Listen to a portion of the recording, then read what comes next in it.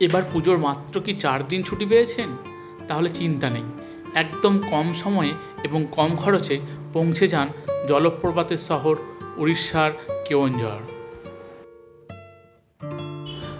কলকাতা থেকে কেওনঝড় আসতে হলে আপনাকে দুটি পথ অবলম্বন করতে হবে, একটি ট্রেন পথ এবং অপরটি হচ্ছে বাসের পথ।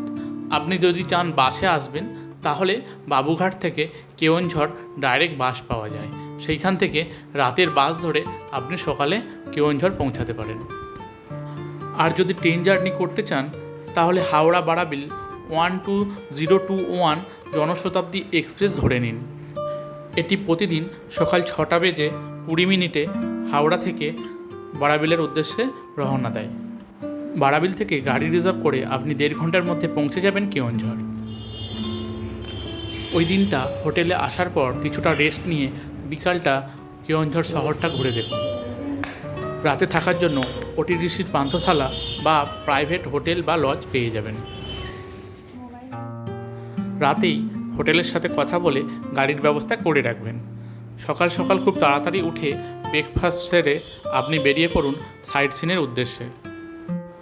উড়িষ্যার আর সমস্ত ট্যুরিস্ট স্পটের মতোই কেওনঝড়েও কিন্তু অনেকটা দূরত্বেই একটি থেকে আরেকটি সাইট সিন পাবেন, তাই সমস্ত প্রস্তুতি নিয়েই কিন্তু বেরিয়ে পড়ুন।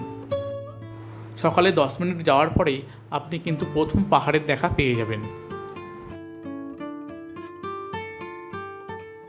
First destination Keonjhar view point আপনি 10 মিনিটের মধ্যেই কিন্তু পেয়ে যাবেন। এখান থেকে পুরো শহরটাকে আপনি দেখতে পাবেন। একদিকে সুউচ্চ পাহাড় আর একদিকে সমতল ভূমি এবং সেইখানেই দেখতে পাবেন এই কেওনঝড় শহরটি। এইখানে কিছুটা সময় কাটানোর পর আপনি এগিয়ে যান খণ্ডধর ওয়াটারফলসের দিকে।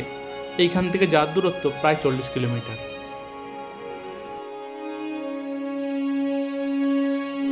ঘণ্টা দেড়েকের মধ্যেই আপনি পৌঁছে যাবেন খণ্ডধর ওয়াটারফলসে। খণ্ডধর ওয়াটারফলস দেখার পরে আর কিছুটা এগিয়ে গেলেই পেয়ে যাবেন হান্টিভাঙা ওয়াটারফলস, সেটিও দেখে নিন। দুটি ওয়াটারফলস দেখে নেওয়ার পরে আপনি বেরিয়ে আসুন বাঁধাঘাগরা ওয়াটারফলস দেখার জন্য এবং পথেই সেখানে কোথাও লাঞ্চটা সেরে নিন। বাঁধাঘাগরা ওয়াটারফলস যেতে হলে আপনাকে একটি ঘন জঙ্গল ক্রস করতে হবে এবং সেখানে আপনি জঙ্গলের রোমাঞ্চটাও পেয়ে যাবেন। প্রথমেই চলে আসুন বাঁধাঘাগরা ড্যাম্পের ওপর। এইখানে এই ড্যাম্পের সৌন্দর্যটা আপনি চাক্ষুষ করে নিন। চারিদিকে পাহাড় ঘেরা এই জলাশয় আপনার মনে মনোমুগ্ধ পরিবেশ তৈরি করবে। এই ড্যাম্পওয়েতে আপনি রিলস বা ভিডিওগ্রাফিও সেরে নিতে পারেন। এই বাঁধের ওপর থেকে আপনার যত দূর চোখ যাবে ততটাই কিন্তু আপনি দেখতে পাবেন সুউচ্চ পাহাড় পর্বতমালা। আর বর্ষার সময় আসলে আপনি এখানে জলের ধারা অনেক দেখতে পাবেন।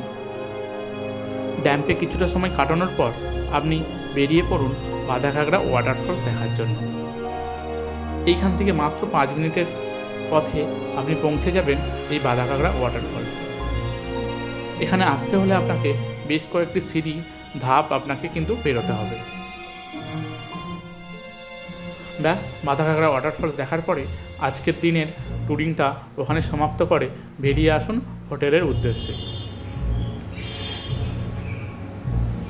হোটেলে রাত্রিবাস করে নিন এবং পরের দিন সকালে আবার বেরিয়ে পড়ুন সানাঘাগরা ওয়াটারফলস দেখার জন্য। সানাঘাগরা ওয়াটারফলসে যেতে হলে আপনাকে এখান থেকে একটি টিকিট ক্রয় করতে হবে এবং এখানে পার্কের ব্যবস্থা আছে। আপনি পার্কের মধ্যে বসে পিকনিকও করতে পারেন বা এইখান থেকে হাঁটা পথে কিছুটা যাওয়ার পরেই আপনি দেখতে পাবেন সানাঘাগরা ওয়াটারফলসটা।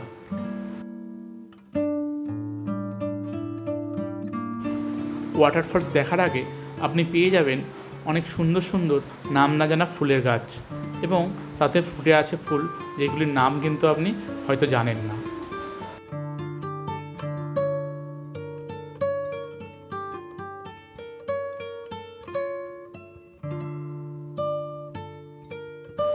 এই পার্কটির ভেতরে আপনি বসার জায়গা পেয়ে যাবেন, কিছুটা সময় সেখানে কাটিয়ে নিন। পার্কে কিছুটা সময় কাটানোর পর আপনি সিঁড়ি বেয়ে নিচে নেমে আসুন ওয়াটারফলস দেখার জন্য। সানাঘাগরা ওয়াটারফলস সুউচ্চ না হলেও এর জলধারা আপনার মনকে পুলকিত করবেই।